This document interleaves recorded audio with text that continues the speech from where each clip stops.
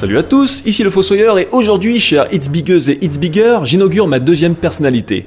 Car non, il ne va pas être ici question de film, mais bel et bien de série. La preuve, j'ai un t-shirt rouge. N'insistez pas. Cette rentrée a été assez foisonnante niveau lancement de nouvelles séries, mais aujourd'hui, pour cette première chronique, j'ai décidé de me focaliser sur du gros morceau, de l'attendu sa maman, du sensationnel bien velu. En d'autres termes, la bien nommée Agents of S.H.I.E.L.D., diffusée sur la chaîne ABC depuis le 24 septembre.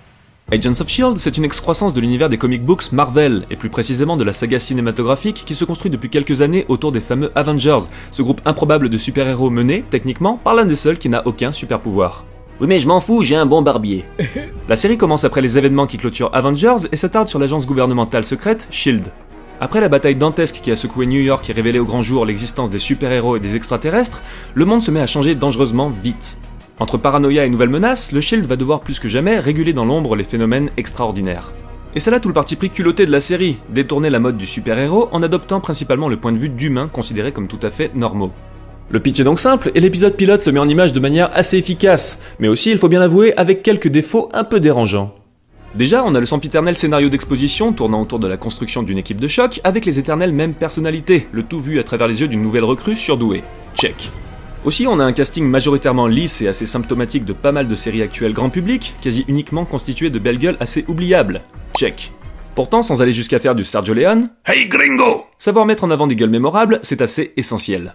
Et enfin, on a aussi quelques maladresses narratives assez étonnantes, notamment en ce qui concerne le retour de l'agent Coulson, promu figure de proue de la série, alors que, il s'est fait buter dans Avengers.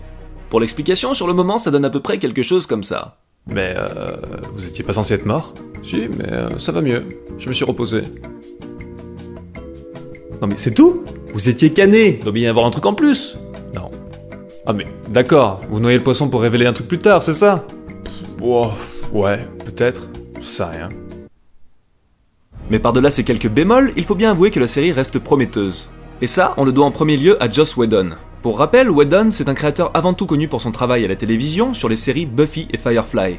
Récemment propulsé chef d'orchestre des Avengers mais aussi d'Agents of S.H.I.E.L.D., il a su garder, même dans ce contexte, la qualité d'écriture et le ton assez unique qui le caractérise. Et force est de constater qu'on reconnaît bien sa patte dans ce début de série, avec ce dosage particulier d'humour décalé et de références à la culture pop qui réussissent la prouesse d'être bien dosée là où elle pourrait être facilement lourde et prévisible. Mais en plus de la qualité d'écriture, on peut également noter la qualité de production, qui est telle qu'elle donne à chaque épisode d'Agents of S.H.I.E.L.D. l'aspect d'un véritable blockbuster. Et c'est là que la série devient particulièrement fascinante. Quelle est la différence aujourd'hui entre un film et une série? C'est une distinction qui devient de plus en plus difficile à déterminer. Dans les années 2000, les séries se sont mises à s'inspirer de plus en plus de la narration cinématographique, et maintenant que les films s'inspirent à leur tour de plus en plus des séries, c'est le serpent qui se mord la queue. Aujourd'hui, la nébuleuse Avengers en est l'exemple le plus frappant. Des projets de développement d'un même univers sur différents supports, il y en a eu beaucoup par le passé, mais à cette ampleur, en s'articulant autour de méga-productions aussi énormes et en constante interaction, jamais. Et au vu de cette démarche ultra ambitieuse, il faut espérer qu'Agents of S.H.I.E.L.D. ne soit pas un simple produit dérivé de luxe, mais apporte réellement quelque chose à la mythologie développée. Ce n'est pas une mince affaire, mais on croit en toi, Joss Whedon. Just do it! Je crois que je viens de me cramer 10 ans d'espérance de vie avec ce calembour.